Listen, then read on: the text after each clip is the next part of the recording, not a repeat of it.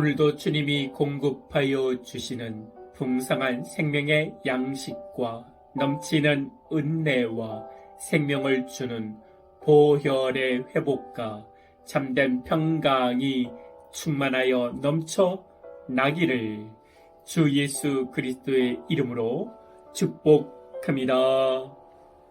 아멘. 오늘 말씀은 출애굽기 20장 4절 말씀입니다. 너를 위하여 새긴 우상을 만들지 말고 또 위로 하늘에 있는 것이나 아래로 땅에 있는 것이나 땅 아래 물속에 있는 것에 어떤 형상도 만들지 말며. 두 번째 계명은 우상을 세우지 말라는 말씀입니다. 삼위일체 하나님의 형상으로 우리가 지음을 받았습니다. 그러면 왜 우상을 세우지 말라는 것입니까?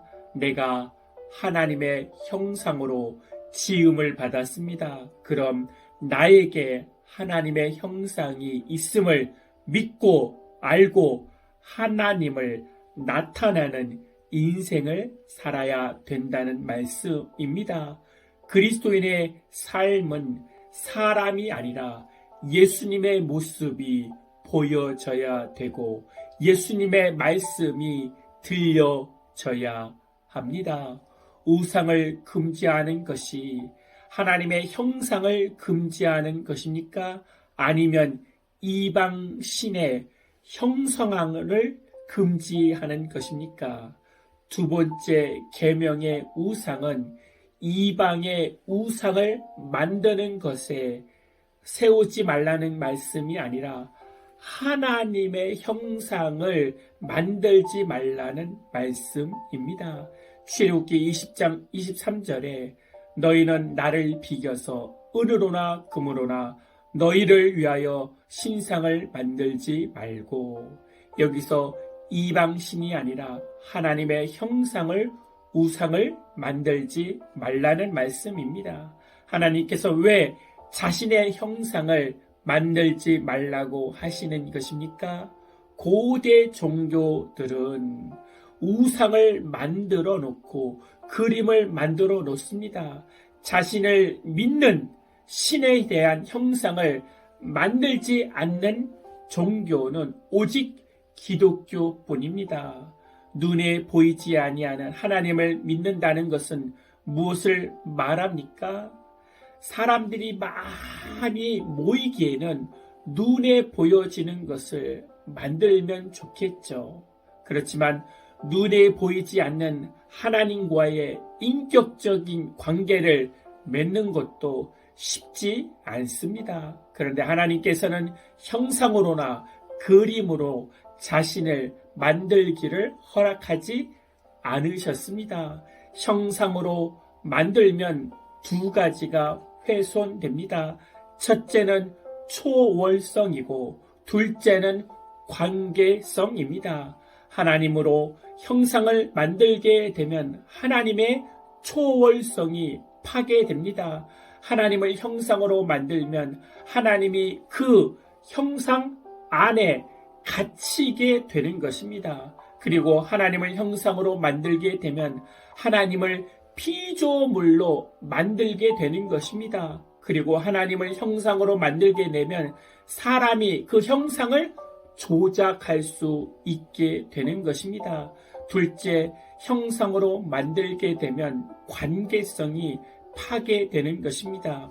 시편 115편 5절에서 8절 말씀에 보면은 입이 있어도 말하지 못하며 눈이 있어도 보지 못하며 귀가 있어도 듣지 못하며 코가 있어도 냄새 맡지 못하며 손이 있어도 만지지 못하며 발이 있어도 걷지 못하며 목구멍이 있어도 작은 소리조차 내지 못하느니라.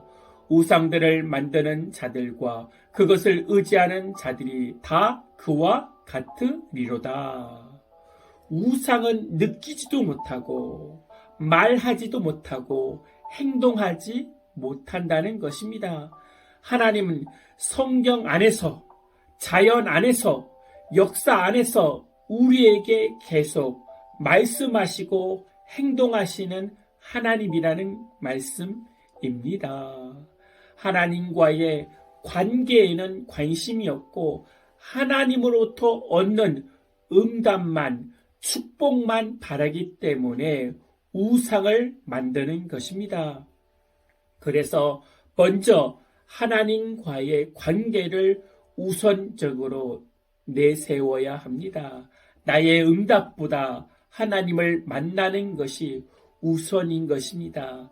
믿으십니까? 아멘. 세상을 품어 세상을 나타내는 그리스도인이 아니라 하나님을 품어 하나님을 나타내고 하나님의 말씀을 전하는 자들이 되게 하여 주시옵소서. 나의 응답과 축복만 바라는 자들이 아니라 하나님을 더 깊이 사랑하고 하나님을 더 깊이 만나는 복된 그리스도인들 되게 하여 주시옵소서. 주 예수 그리스도의 이름으로 기도하옵나이다. 아멘. 이제는 우리 주 예수 그리스도의 은혜와 만국하신 하나님의 사랑과 성령님의 내주교통 충만케 하심이 이제부터 영원토록 함께할지어다. 아멘.